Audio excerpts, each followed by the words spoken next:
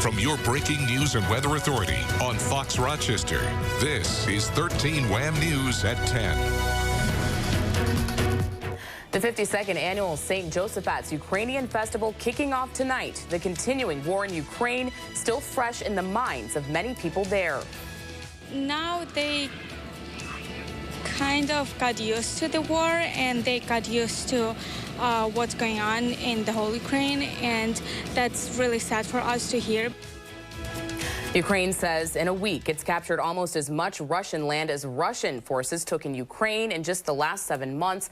Good evening, I'm Karen Edwards. And I'm Stephanie Joseph in for Matt. People at the festival in Irondequoit tonight emphasizing the need to provide support for the country nearly 2.5 years since the full-scale Russian invasion.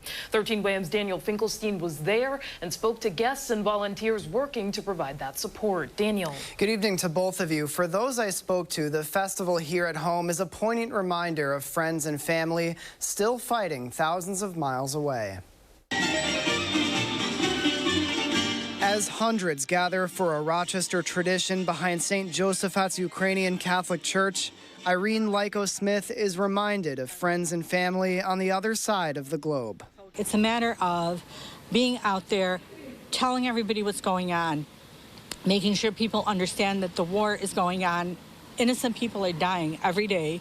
A longtime volunteer with RocMaidan, she wants to make sure people don't forget about the ongoing conflict in Ukraine. She still keeps in touch with family members in the country. As far as my family goes, they're depressed. The air raids aren't going off as much as they used to, but they still go off. So you don't ever really sleep. And it's very stressful. Since the full-scale invasion in 2022, RocMaidan has been working with a team of volunteers to send critical humanitarian aid. Their efforts funded by donations.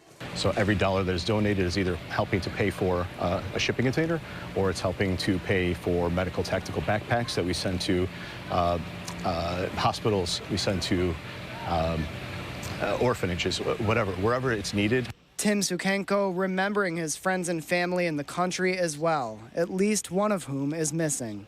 They try to tell us that everything's fine. Their favorite word is normalno, normal. Everything's normal. But we know that they have rolling blackouts. Alexandra, too, wants people back home to know they aren't forgotten.